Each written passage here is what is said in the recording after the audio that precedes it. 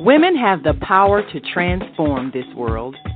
We can end crime and violence if we all agree to do one thing: share. Let's share our wisdom, share our time, share our talents, share our finances, but most of all, let's share our love. This is the Female Solution.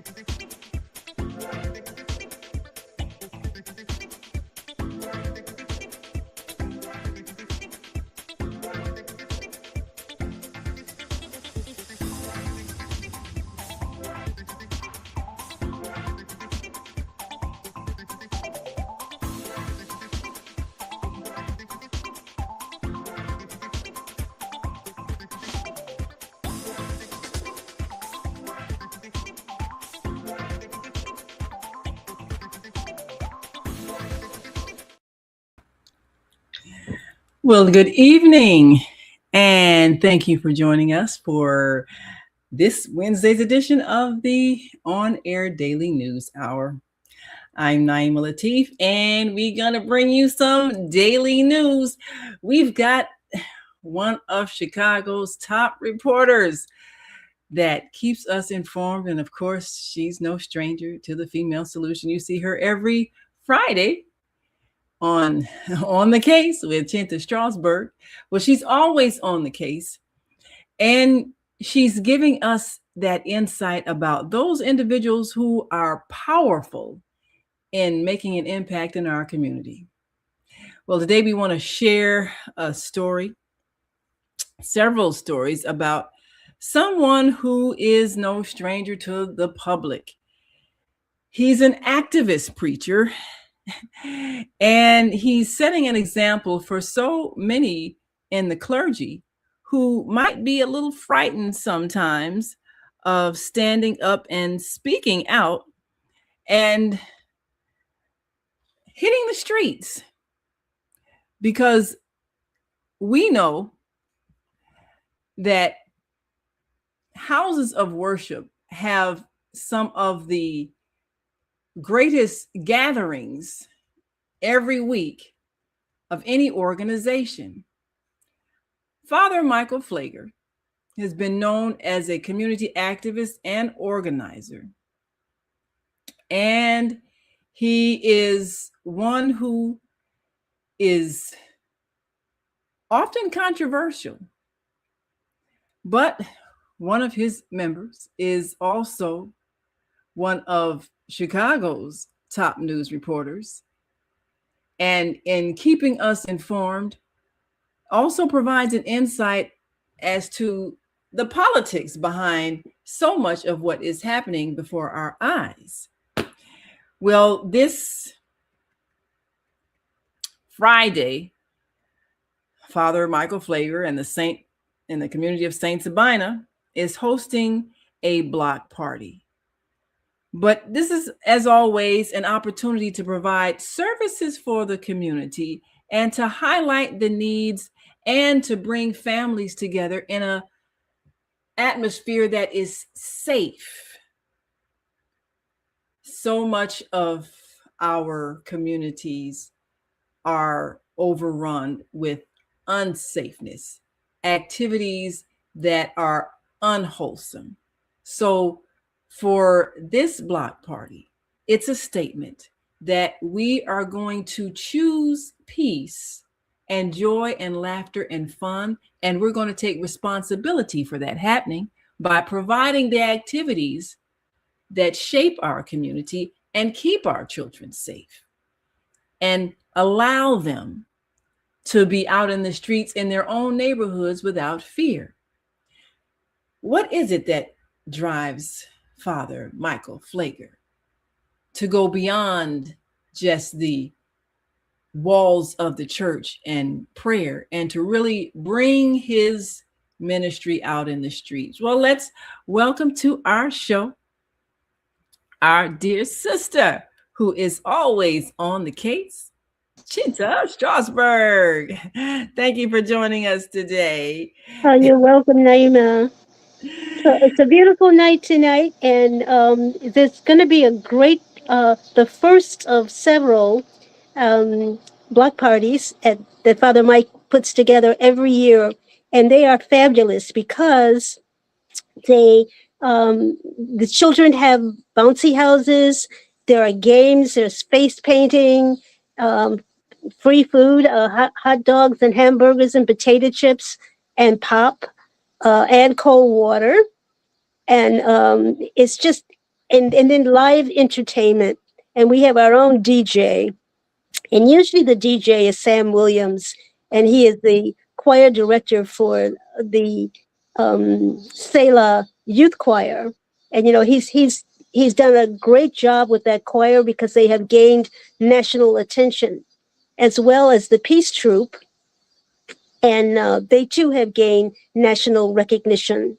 And I'm very proud of him, and of course, proud of my pastor, Father Michael Pfleger. He's just a great guy. He is the real deal.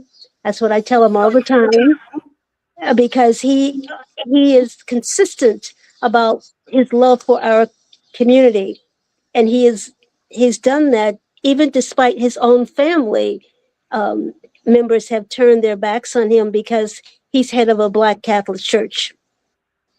So he Mhm. just said goodbye, you know. But we are his family. That's how I look at it. His biological family turned his back on him, but we are his family, and we're thousands of them. Love him so much, and also in the prisons, because the several prisons tune him in every Sunday, Wow. and we all say hello to them. And in Africa, also in Africa, so it's not just a local thing. And when you say bringing the church outside of the the church itself, the edifice, that's where church begins, and that's Yeah. what he teaches us. You know, it's not what you do, because you know there are a lot of hypocrites in church. You know, not our church, but but they but Wait now. there are some hypocrites. I've interviewed some of them, and I scratch my head, especially those evangelicals, the white Christian evangelicals. Ooh. They I I don't know which Bible that they're reading, but they're not reading my Bible Well, I unless they know have a different Bible. he's challenged a lot of the racist hypocrites, which is really interesting because him being Caucasian, when he marches arm in arm in these protest marches with people like Reverend Jesse Jackson and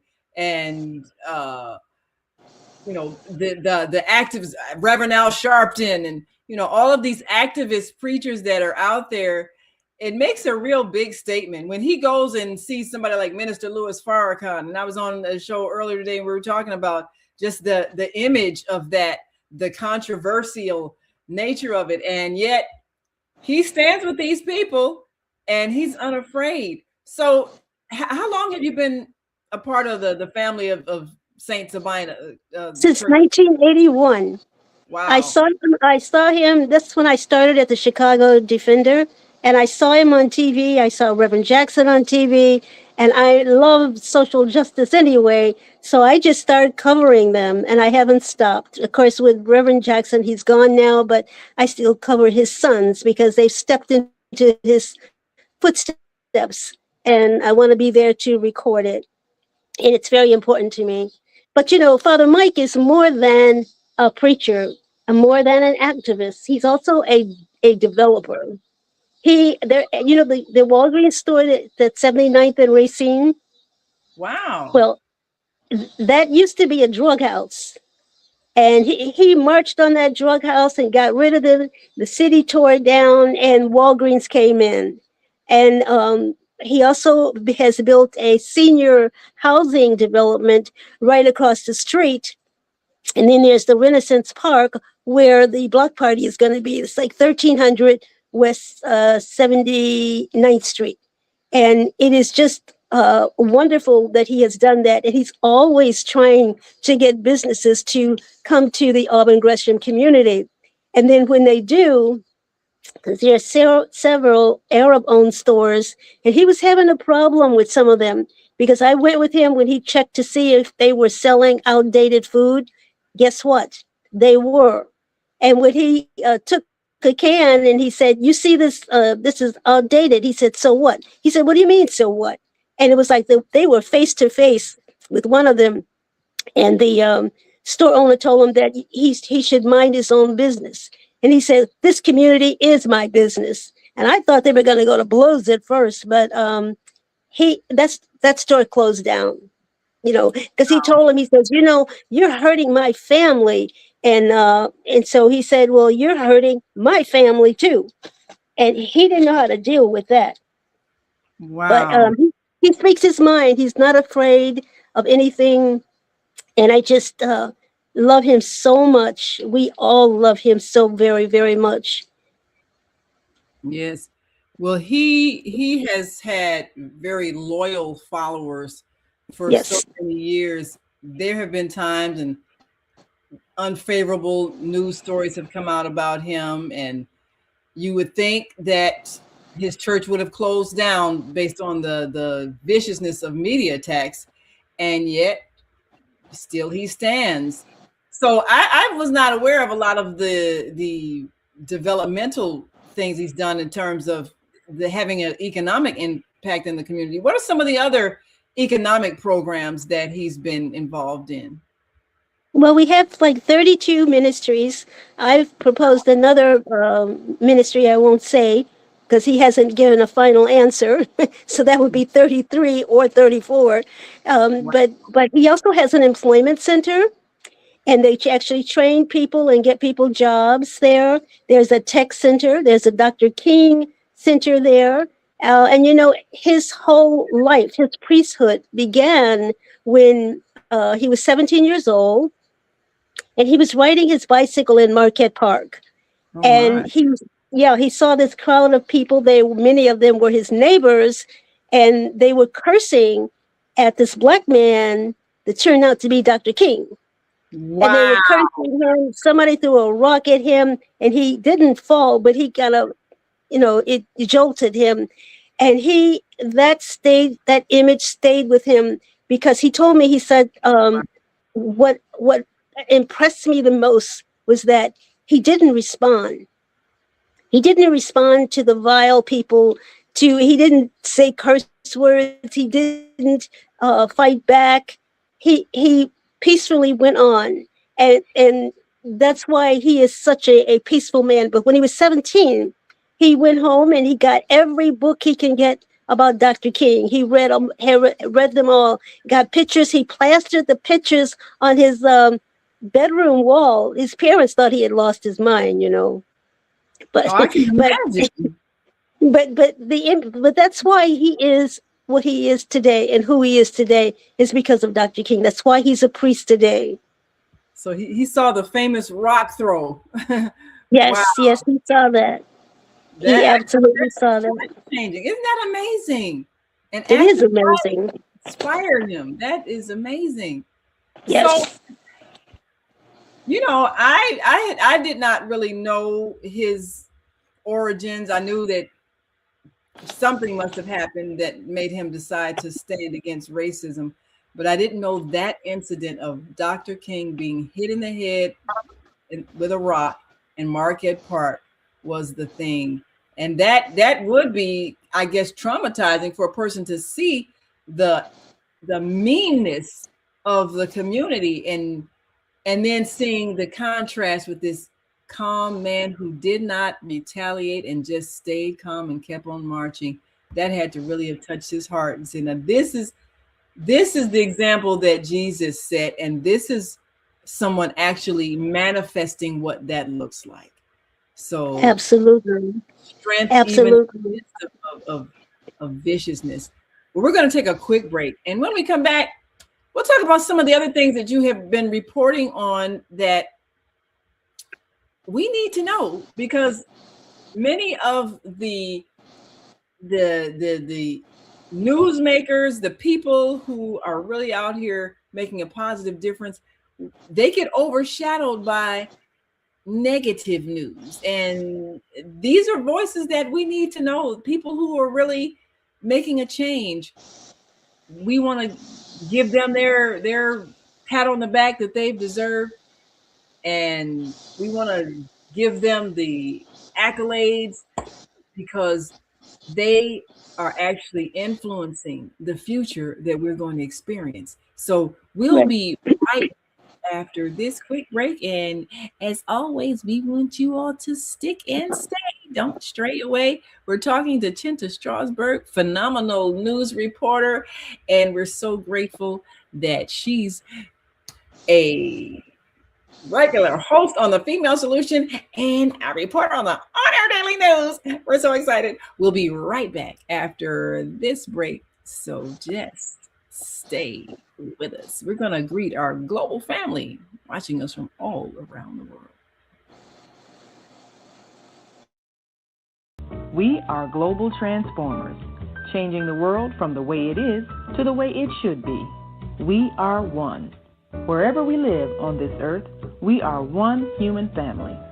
On behalf of our team of radio hosts, I'd like to extend a greeting to all the members of our family, whenever and wherever you may be listening around the world. To our family in China, Ni Hao. In India, Namaste. In Japan, Konnichiwa. In Korea, Annyeonghaseyo. In Russia, Здравствуйте. In Germany, Guten Tag. In Poland, Dzień dobry. In France, Bonjour. In Spain, Hola. In Italy, Ciao. In Egypt, Ahlan wa sahlan. In Ghana, Akwaba. In Nigeria, Peleo. In South Africa, Sawubona. In Senegal, Nangadef. In Kenya, Jambo. In Israel, Shalom. In Pakistan, Afghanistan, Palestine, and Saudi Arabia, Assalamu alaikum. Greetings, and may peace be upon you all. Join us live on the On Air Radio Network. Call 727-731-5192. We want to talk to you.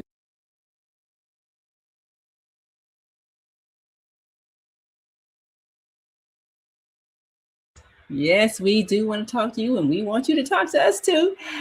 Right now, we are talking to the phenomenal Chinta Strausberg, news reporter, and I guess you almost could say activist journalist, because she's always on the case and has revealed so many things that used to be behind the scenes that are now right in front of our face, exposed some political shenanigans, and has even been a source of inspiration for a lot of young media professionals today.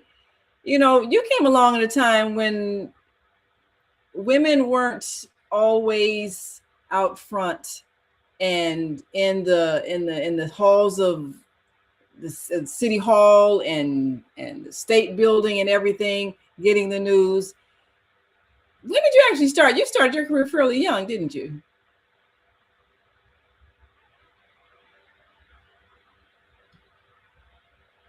Uh-oh, wait a minute. I think your sound went out. Oh, wait a minute. Are we muted? Oh, hold on a second. Let me make sure you're not muted. Up. Unmute. Uh-oh. Your mic is muted for some reason. Let me I can figure out how to unmute you. Wait a minute. Why are you muted? Oh, dear. Oh, dear. Your mic is muted. I don't know why that happened. Let's see. Maybe you can. Oh, I don't know if you are able to hit mute. Can you hear me? I hear you now. Yeah, there we go. Yeah. Okay. So it all began when I was a proofreader copy editor for a downtown near Northside publishing company, and I was I had like 6 employees, and I would check their work, and it was very, very boring. And I had like 3 women who just gave me heck, and it wasn't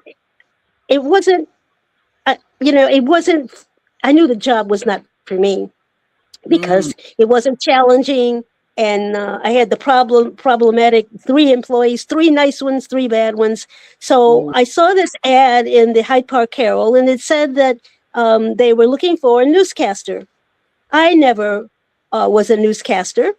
I had my bachelor's degree in communications, but so I went there, found the little studio on 71st and Jeffrey, and Oh. I told them what I wanted, and I'm answering the ad. So they said, well, okay, read this. And they gave me copy. So I read it, and they said, you're on in 5 minutes. Oh, I said, wow. what are you talking? I said, what are you talking about? I don't have a news story. You'll find one. And I did. Oh. So then after that, I did hourly newscasts after I got off work. And then they gave me a 5 minute health show. And I had great information about that. And then they gave me a weekly talk show called Talking Politics. And then that's where I met Harold Washington, Congressman Harold Washington, and all of the politicians there, Republicans and Democrats. And I had them on my show. And then I started writing stories about the show for the South Shore scene, which no longer exists. And then that's what caught the eye of the Chicago Defender. And Joy Darrell was the managing editor. I just love her so much. And Wow. for a year, she tried to get me to come to work for the Defender. And I said no, because I really love radio. I really do. And I remember one time when I had to go to the bathroom and I had to be on air in about 2 minutes, the door would not open. And Oh, no. and I put my copy on the counter and it was wet. So then finally they heard me banging and they opened the door and I rushed to the mic and I had to ad lib. That was bizarre. Oh, oh, That no. was really bizarre. That's But that's how it all began. And I used to plaster um, my flyers all over South Shore and Hyde Park, letting them know who my guest was going to be and the topic. So it was great. It was a lot of fun. And wow. Harold Washington gave me so much time. He was just great. But that's how it all began. And then when I joined the Chicago Defender, for I started going down there. Joyce said, "Well, they haven't said that they would hire you yet." And she says, "Will you come on down and claim a seat?" So I did. I went every day. I would go down there and I sit by extension 25. That was Mm. my seat, and so I just claimed it. And after almost 6 months, they finally hired me. I used all my money to take care of myself because they hadn't put me on the payroll yet, because someone wanted to see how the Black community would react to someone with a name like Chinta Strausberg. And I was furious about that. But after Oh, almost 6 months, and I was down to my last $50 because I had been using my savings, and they hired me at $5,000 less, but they still hired me. And I was already a published reporter, still a cub reporter, but published. And I mm. started getting exclusives. And this one guy, I won't tell you his name, he worked there because you know him. He said, "How do you get who gave you that? Who gave you that?" I said, "I'm not telling you my sources." Not So telling that was enjoyable. But within the first 5.5 months, I had a source that wanted to who told me about how they were treating women at Dwight Prison, and how when they would uh, visit their children, they had handcuffs on. And I said, "That's terrible." So I went down on the bus. I did not tell them that I was a reporter, but I got in and the women knew I was coming. So I took some notes, and then it was time to go. I said, "Well, they're going to confiscate my notes." So I went in the bathroom and I took care of that. And I got out, and on the bus, I started laughing, and people were looking at me like, "What's wrong with you?" And I'm saying, "I got my exclusive to myself." you. And they changed, and my Northwestern teacher, I forget his name. He was the best rewrite at the Sun Times. He Mm. followed my story. He picked up my story, and in Springfield passed a bill saying no more handcuffs with when the mothers are visiting with their babies. And that was my story. And then there was another time when I was talking to this African American Chicago Board of Election Commissioner, Cornelius Davis, I think it was, Reverend. And he just mentioned casually there were three white cops from the 11th Ward, and they knocked off 5,000 blacks in the 3rd Ward. And so he went to another subject. I said, whoa, whoa, whoa, wait, what did you say? And so he repeated it. I did that story, front page. The Chicago Board of Election went bananas. They and the city council passed a law saying you cannot um, challenge someone if you don't live in the ward. And this was Oh, the time. This was the time when Mayor Washington was running. yes. Oh, So wow. they restored those 5,000 voters, and so those are the two stories that I am most proud of. And they passed a city law, and then the other one was a state law. Wow. I mean, you have changed history. You have literally changed history because those little things like that, that would have made the difference between Mayor Harold Washington becoming mayor or not. All those little acts of uh, deception and really this It could have been fraud, but there was no law saying that they couldn't do that. But I know that they were trying to get Daley elected, but do it the right way, not voter suppression, and that was voter suppression. voter suppression. Wow. Yes. Well, now I'm understanding why you have enemies in high places. You Oh, have I've got some. I've got some. Trust me. And it's because I tell the truth. And I know one time, as you know, my cousin Milton Leal III was the first African American to receive a Medal of Honor during the Vietnam War, October 25th, 1965. He spotted a live grenade, put it on his chest, allowed it to explode, saving the lives of 4 men. I And remember seeing uh, that too. Wow. yeah, but 18 years old from Inglewood, and he just and he already had a Purple Heart because he was a parachuter and he did something brave and they gave him a Purple Heart.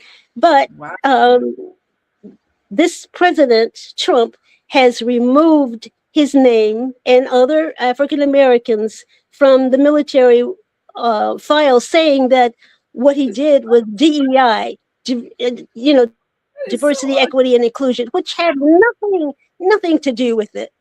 I mean, so I'm fighting that. I am really fighting that very, very hard. And then, but I have to give credit though to Mayor Richard J. Daley because he, in 1966, he named Olive Park after my cousin against the wishes of some whites who told him you can't do that because he's a Negro, and he did it anyway. But he had to confide in his best friend, who was Bishop Lewis Ford. You know, the mm. man who's named after Bishop Ford Expressway. Ah. Okay, so and he is the one who convinced him to do it. Same thing happened with Olive Harvey College.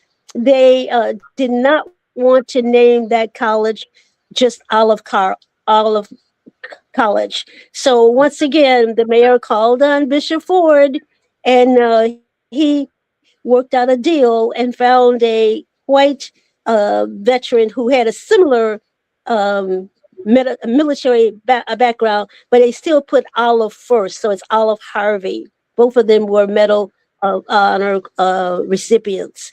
So racism, the kid he was a religious little kid, and they call him little preacher man sometimes because he would be reading the Bible in the foxholes. Um, and then I wanted to get a street named by the where he lived in Inglewood, but the alderman, and I won't tell you the name, the alderman just won't return my phone call. So I'm just working on that. All right. Well, And then every year, Lawrence Pucci was a fashion designer. He was a friend of mine. He loved Olive Harvey, my cousin's history, and he worked hard to to try to get things going for him. So he would let me talk on Memorial Day at that Logan statue at 8th and Michigan. And when he died, this general took over, General Boiling. And one time he wouldn't let me speak. And I was ready to go up there to speak. He said, "You can't speak." I said, "Why? Why not?" And he said, "Well, someone from Mayor Rahm Emanuel's administration told me that you were a radical." I'm not a radical. I tell the truth. So when people say I'm a radical now, I'm going to say, yes, I am, because that's a compliment. Yes, yes, it is. That's right. It's good to be a radical. You have to be. I mean, you really have to be because there's so much. It's the lies that are going on, and people are believing the lies. You know, it pains me in my heart for people to believe this president because he couldn't tell the truth if it bit him in the face. And that's a sickness that he has had because his father taught him that, and this lawyer taught him to do that. Just lie, lie, lie, and that's been documented. And he gets away with it.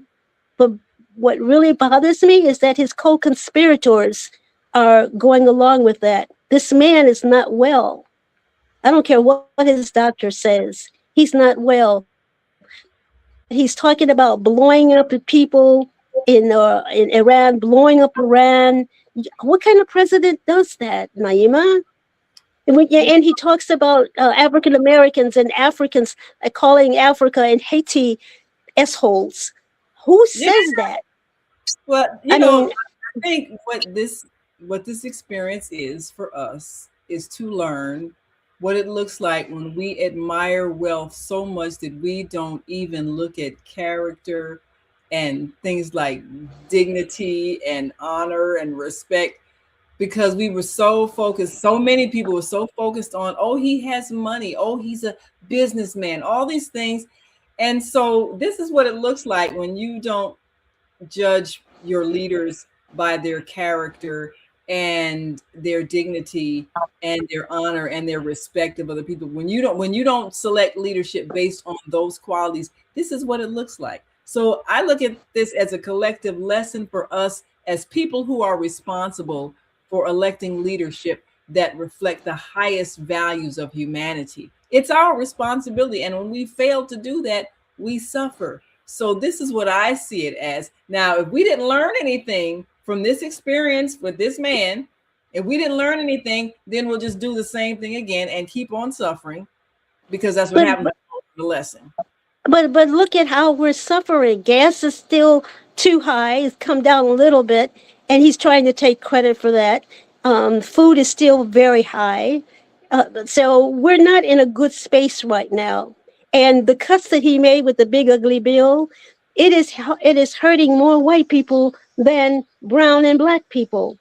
And I don't think he realized that, or he doesn't really care, actually, because he made $2.2 billion illegally. Presidents are not supposed to get rich in office and use the office of the presidency. And his sons are part of the conspiracy. And then the $400 million, $1 billion, was it? Airplane? Again, what are we learning as a constituency? Are we learning to just be quiet and allow ourselves to be abused, or are we learning to stand up on the feet that we have and challenge this and change this? What are we learning? Because all of these things are happening to teach us something so that we will change what we did that caused this situation to manifest. We got to take another break. When we come back, we'll talk more about some of the things that you've been alerting the public to, that for people who are paying attention, they will change something so that something changes. So we'll be right back after this next break, and we want you all to stick and stay. Don't stray away. We are talking to Chinta Strausberg on the On Air Daily News Hour, and we're sharing some news this hour. So we'll be right back. So just stay with us.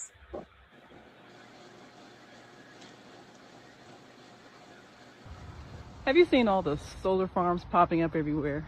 You know, the big fields with the solar panels. There's one in our community. They produce electricity using the clean energy of the sun to send to the power grid to reduce our energy costs.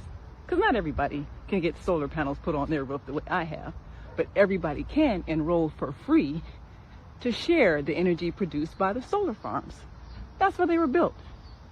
You know you're supposed to be getting a 10 to 20% savings on your bill for that, right? Illinois has a goal to transition by 2050 to 100% clean energy. So everybody needs to be connected. People in other communities are already getting their savings.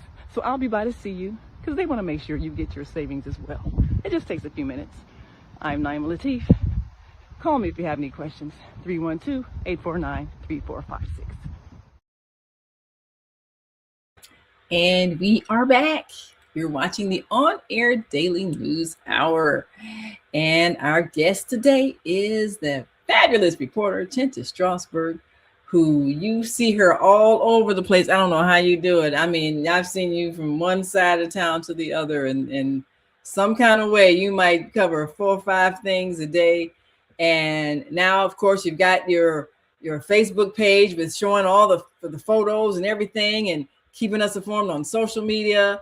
And we're just grateful to be able to add your insights to the on-air daily news. And somehow you managed to get some insights that a lot of reporters don't have. Does it come with relationships that you've built over time? What's the secret of getting sources for news?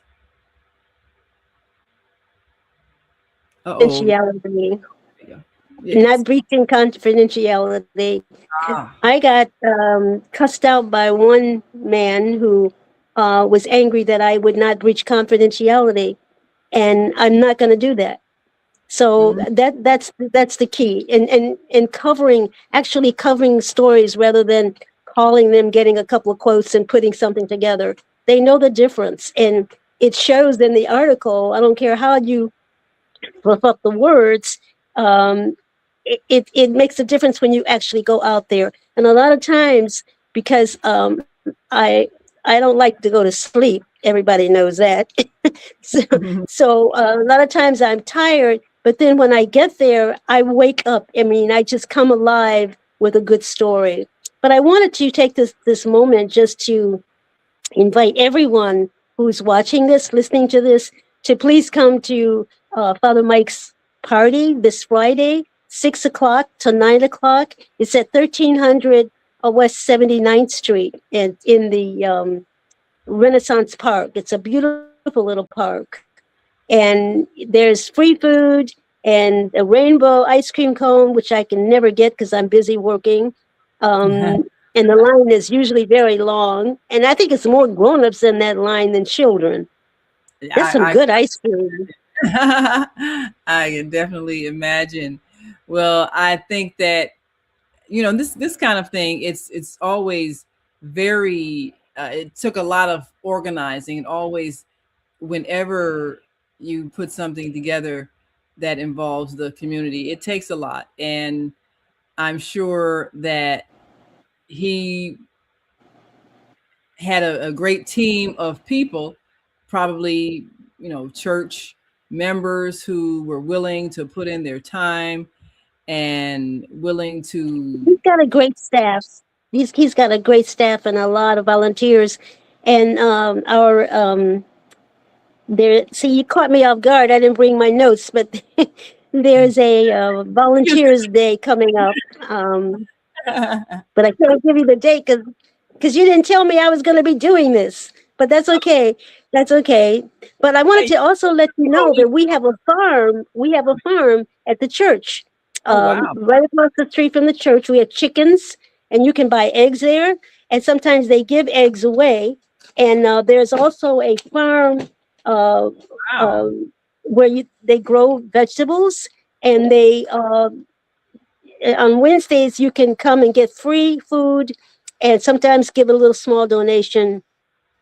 And then there is the Catholic Charity that is at 12. I think it's 1210 West 79th Street, and it used to be operated by whites. They abandoned it because it wasn't profitable. Have you ever heard of a Catholic charity making profit? You don't make profit off the poor. So Father Mike took You're it not over. supposed He did not know how he was going to fund that. He prayed and he took it over. And this is the second year, and we are feeding thousands and thousands of people. And not only food, you get your when you walk in, they give you your own grocery cart, and you pick out anything you want, and it's absolutely free. And then there are clothes there because I give food too when I can, and I just washed and rewashed some clothes that I'm going to bring down too. So if you have extra food, extra clothes, please, if you can, you don't want to go on the Catholic Charity Store. You can bring them to the Saint Sabina Rectory at 1210 West 78th Place. Wow. Wow. Yeah. So it's just I love social justice so much. I love my church so much, and I just and I love doing stories about them too. I like taking videos of, and the music is great. It is absolutely great. Michael Drayton is the minister of music there, and he and his band with Sam Williams with the Sela Youth Group. It just stirs your heart. It gives me so much more energy, even though sometimes when I come to church, I'm tired. The church gives me energy. Sometimes I come when I'm having an asthma attack. Wow. Oh, And yeah, and when I get there and Pastor starts preaching, it goes away every single time. that's amazing. But It is amazing. I have been to services at Saint Sabina. It's like a concert. I mean, a performance. And he's got the praise dancers. He's got the Yeah, band and the choirs and everything. I mean, this is like a major production going on. So I know that there's got to be some very dedicated people there because that takes work. That takes rehearsal. I mean, this is like a weekly concert and stage performance with the dancers and all of that. So I know people invest time in that church. They invest sure. a lot of But but energy. also but also it's because of his vision. I once told him, I said, you need to be a Hollywood producer because we have the strobe lights now, and Oh, it's just beautiful. wow, he really It's does. like being in Hollywood. But that's his gift. He just chose to use it within the church. But that's the gift that he has. A producer, like somebody with a that would be. But a lot of people know that when you were talking earlier about going outside of the church, years ago, the gangs were really, really bad in Auburn Gresham, and he has brokered more than a dozen gang truces there. And some of them he hires. They have X's on their back, and he makes them feel worthy. He gives them jobs. He buys them suits. Makes sure his families have food. He just loves them so much. And one time, remember when he turned the flag upside down because he said America was in trouble? Well, there were a bunch of I I can't say they were KKK members, but they were white supremacists, and they came in a pickup truck with rifles. Wow. And do you think that Father Mike stayed inside? No, he Ooh, came out, and I don't know what he said to them, but they left. They wow. left. I would have loved to hear that conversation, whatever it was. I would have Me loved to too. hear that. And remember the time when he and Reverend Jackson and others shut down the Dan Ryan? Yes, I I remember was that. I was I there. I remember was that. there. Yes, yes. Yeah, I And remember. the police got all in his face, and he didn't back down. And so, because they wanted them to go away, and he said, "We're not going anywhere." And then they said, "Well, we want you to walk in one lane only." And he said, "That ain't going to happen either." I got a Reverend Jackson and Michael Pfleger, Reverend Michael Flavor, Father Michael Flavor story when they were at the uh, what Chuck's gun shop. I remember, Yes, and yes, yes. Many, many times they got arrested. got And into that day, when that happened, I called Justice Pincham. I said, Justice, I said, Justice Pincham, they've arrested Reverend Jackson and Father Pfleger. And he started laughing. I said, why are you laughing? They arrested. He said, that's what they wanted him to do, darling. So I said, well, Dr. King's tactic. If I get arrested, then it's going to make all the news, and then people will be outraged. So that was part of that tactic. You confront the evil, and then have them arrest you, and then everybody can see the racism live and in color. Absolutely. But he told me, I said, well, will you please call them and let them know that you're watching them? He said, I'll do that for you. So he later told me, he said, he'll be out in about 15 minutes. I said, okay. Naive me, I didn't know.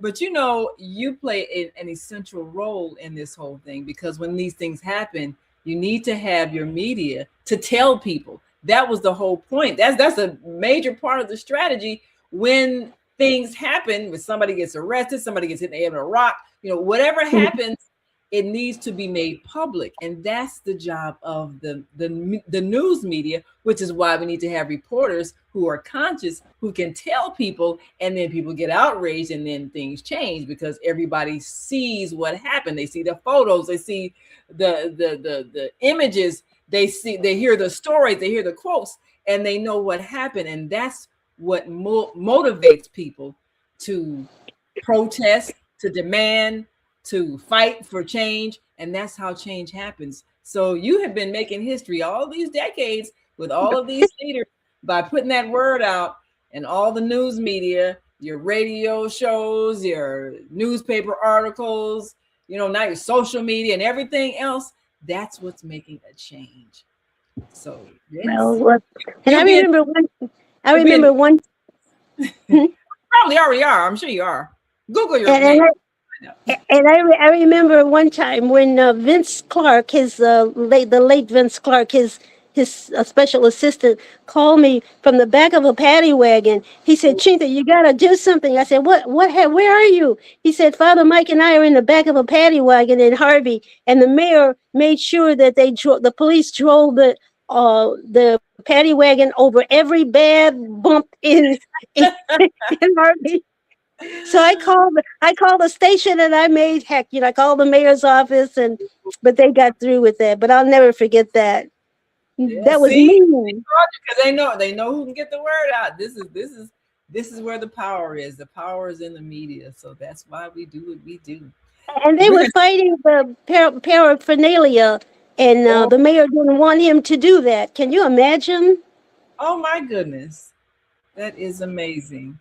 Yeah. But we're going to take one last break, and when we come back, we'll take a look at some of the ways that our elected officials are either not all that they appear to be, and we need to know, or the ones that really are doing a good job, and we want to know that as well, so we can make sure we push for them to get back in office. So we'll be right back after this last break, and as always, we say stick and stay, don't stray away. We're talking to reporter, investigative reporter, Chinta Strausberg, talk show host and talk show producer and editor and reporter and TV host, and just all kinds of multimedia things that is getting the word out so that we can make a change. So we will be right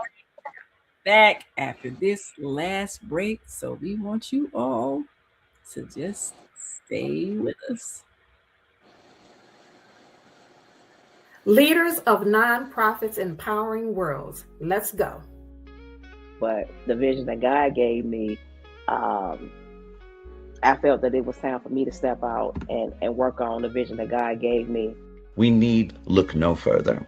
We have a unique voice. We have a unique talent pool.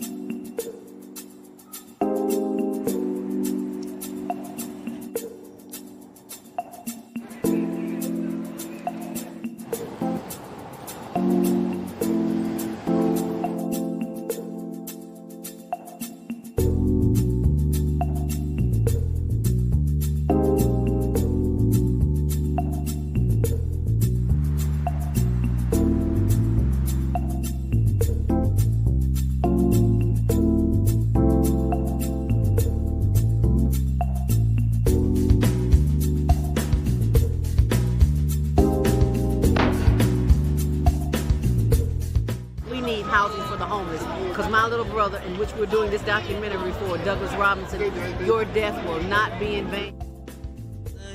He was a heck of a great dude.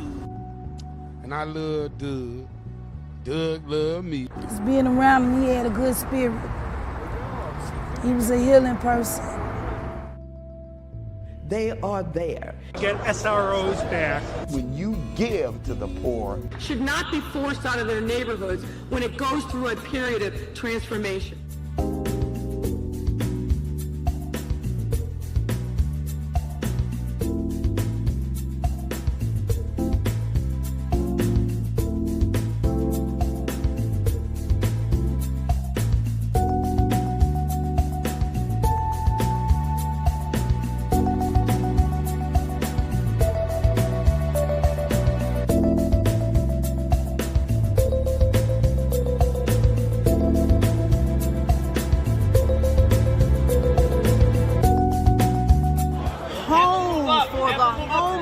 Because there are too many people who are losing their homes to taxes because they can't pay a $1,000 tax bill.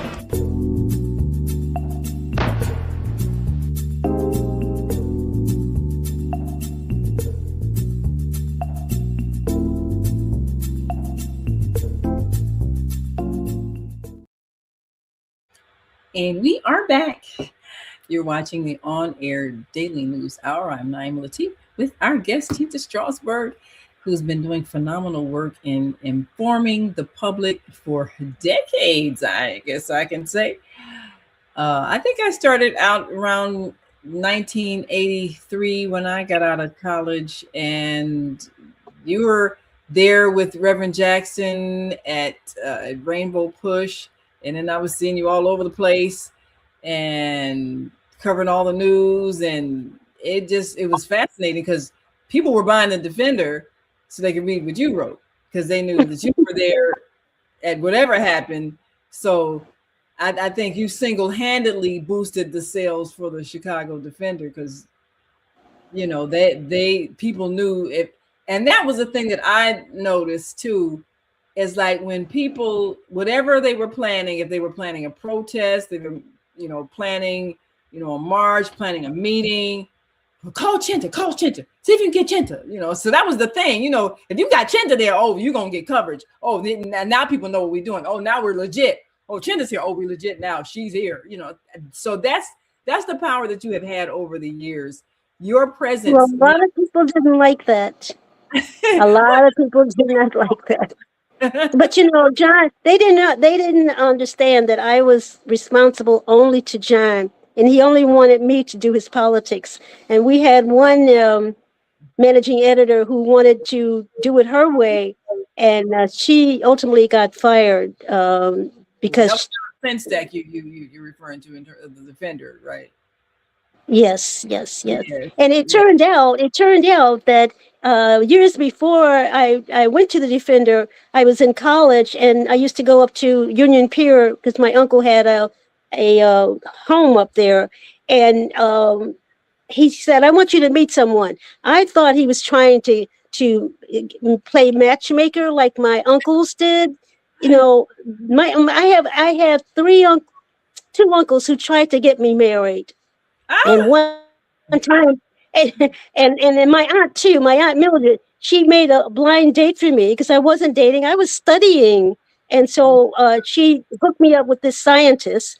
And and what I did was I took I had to read Crime and Punishment. So I took my book, and while they were talking, I was reading my book, and his friend said, "Hey, dude, I don't think she likes you." And so I pretended like I didn't hear him. And that was the last time my Aunt Mildred did that because I embarrassed her. But anyway, when my Uncle George said, "I want you to meet someone," I panicked, and he said, "It's okay." So he took me to a few miles up, and it turned out to be John Sinstack. And I didn't know who he was. I didn't know what the Defender was. So I said, "Fine." I said, "Take me back home." And so he looked at me, and I when I started working for the Defender, I said, "Do you remember remember that little girl that Uncle George, you know Uncle George? He said, yeah, we play golf together. I said, Oh how, wow! that was me. And he went, oh my goodness. You know, like Oh that. my! Small world. It was destiny. Small You were world. destined to be the star reporter at the Chicago Defender. That was just written in the But stars. for years, I had to cover it on the bus because I couldn't afford a car. So I was taking buses all over the place. It was hilarious. And on Saturdays, when you saw me at Rainbow Push, I was not Yeah, then paid. you have to rush out and do something else after that. We were not paid to work Saturdays, but that I found out that's when we made news. So I Yeah, was there. But when I got to work on Sunday, I had 5, 6, 7 stories all the it's time. coming out of push. You get all 5 stories. You had all all the activists are there, everything happening. So Saturday morning, that was the time. That was the place to be. Right. So But I do also want to say that I'm concerned about this election coming up and yeah, people getting voter apathy because of the foolishness that this president is putting out every single day. You get tired of the lies and you say, "Oh, I'm just going to forget about it." That's what he wants you to do. So I'm hoping that everyone register to vote and to bring, like Mayor Washington said, come by 10. yeah. Because we have to win. We have to take back the House, and we have to win the Senate. Because right now he has a trifectorate, and we're the victims of that trifectorate. Yes, and it's important for us to recognize this is like a chess game. If they can convince a large portion of the population to stay home because they're Yes, discouraged and disgusted, then they win. So we have to make better chess moves. We have to make sure we're registering our people to vote and get them to the polls. Get those people who don't have a way to get there. The seniors who need a ride. And people like people like Father Michael Pfleger they're the kinds of people who organize those kinds of efforts. And I've noticed the clergy who really understand politics in a good way, they will do those things, organize people to get those seniors out there to the polling places, or help them make sure they can get the mail-in ballots, which some people are saying now that might be sabotaged. But then get the young people who are skeptical and cynical and give them a vision of, look, one day you're going to be running for office. So we need to make sure you have a voice. Get the people elected who listen to you, who respect you, because one day you're going to be those people that are making the choices. And I love to see young people running. I love to see those who are deciding to enter politics. I mean, President Barack Obama, he started out as a community organizer. So when I see young people out trying to make a difference, if we can just steer them in the right direction, we can make some young leaders. But they need to know how the political process works. And they took civics out of the schools for a reason, because they don't want you really to understand how your absolutely. makes a difference. So, but we Absolutely. And I interviewed Barack Obama too. I'll never forget that. He is such a good person. But Father Mike does reach out to a good leader will reach out to young people, middle-aged people, and the elderly. That's a good leader. We have too many leaders who push seniors aside, and they don't. They're like intimidated by the young people. That's the wrong kind of management. right. You have to include the young people, but you So don't push away somebody else. yes, and he definitely works with youth. I've seen the basketball tournaments. I've seen his youth programs, and Hmm. definitely Father Michael Pfleger has set an example of what clergy should do if they really want to make a difference. Prayer and action. Absolutely. So we want to remind people to come to the block party Friday, July 10th, 6 p.m. to 9 p.m. It's after the sun has set and it's cooled off a bit, and you can enjoy some great times, great activities, and feel safe. So we definitely want to see you all there, Yep. and bring your children and meet some It's a people. family affair. It's a family affair. Yes, it is. It's Yeah. a family affair. So we are thanks so much for joining us tonight. And we appreciate your willingness to turn on a dime and give us your time and tell us all these wonderful things that we need to know about. And we appreciate you definitely lending your voice to the Female Solution and to the On Air Daily News, because your voice is making a difference. Thank you, Naima.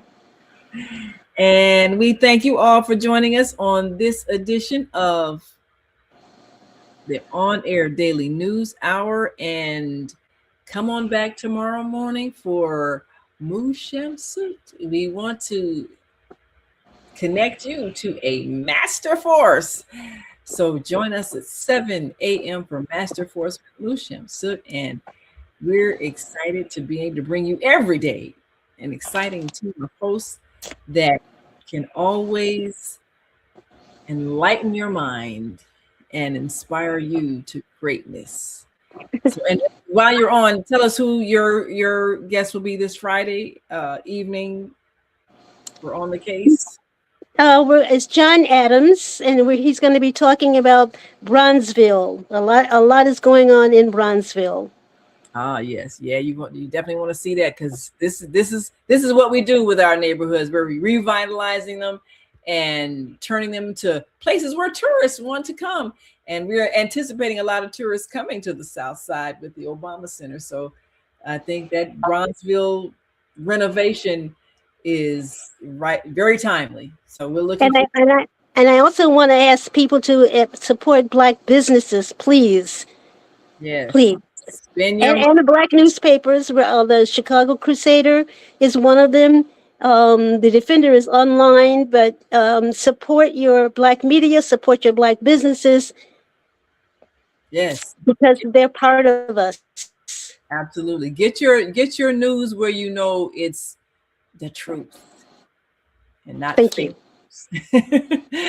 And we thank you all so much, and we'll see you next week on the On Air Daily News Hour. And until that time, continue to shine your light.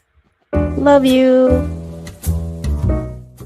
We've come to the end of our show today. If you missed any broadcasts, go to our website for the audio and video archives at www.thefemalesolution.com. On behalf of our team of radio hosts, I'd like to thank all of you who participated in today's discussions. And to our global family joining us from all around the world, we say thank you.